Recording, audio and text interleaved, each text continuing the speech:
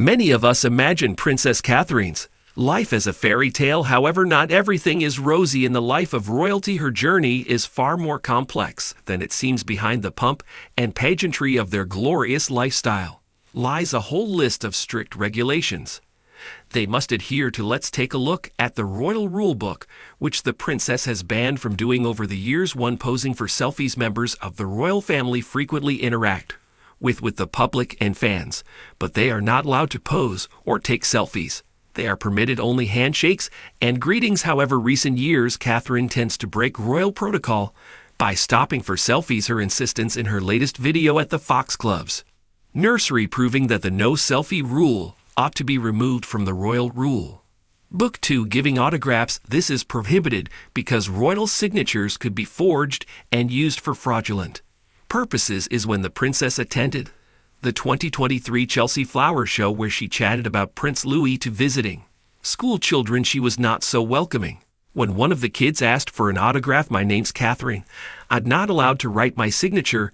It's just one of those rules," the Queen Consort told a 7-year-old named Ruby. The royal M3 did compensate for the girl's disappointment by drawing her a flower and also drill illustrations for other children who attended the picnic, with her 3 going to bed before the king and continuing to eat after the monarch has finished. Catherine cannot go to bed whenever she pleases. This is considered bad manners and a sign of poor upbringing. A former private secretary to Queen Elizabeth II, Sir William Heseltine, once stated nobody felt it right to go to bed before the Queen did. An unwritten rule in the palace dictates that during dinner or any meal, once the monarch has finished eating, other family members must also set down their plates, even if they haven't finished their meal. Therefore, like other royal family members, the princess must adjust her eating pace to match her father-in-law. For makeup. A royal woman's makeup should be as natural and understated as possible. In addition, any experimentation with nails is also forbidden. Catherine's hands must be well groomed,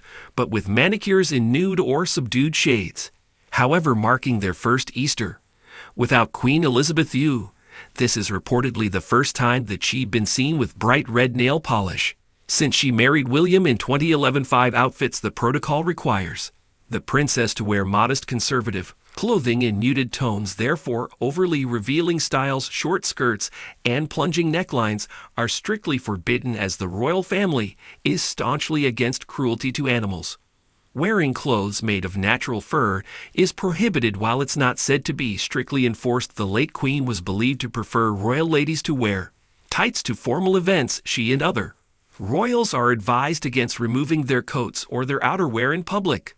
Perhaps this is why royal family members tend to wear coat dresses during colder seasons. 6. Shopping alone. Even though Catherine enjoys shopping for groceries and visiting boutiques, she is strictly forbidden from doing so alone. Middleton must leave the palace accompanied by security guards according to safety regulations. 7. Playing Monopoly. Years ago, the late Queen Elizabeth II banned family members from playing this iconic game. One time, Prince Andrew confessed that the innocent strategy of the game made it overly competitive. We're not allowed to play Monopoly at home. It gets too vicious. 8. Keep PDA to a minimum. The royals very rarely kiss or hold hands in public. Some royal watchers might assume that etiquette or royal protocol prevents couples from indulging in PDA, and some royals choose to remain professional when they are out and about because they are working representatives of the British monarchy. 9. Accepting gifts.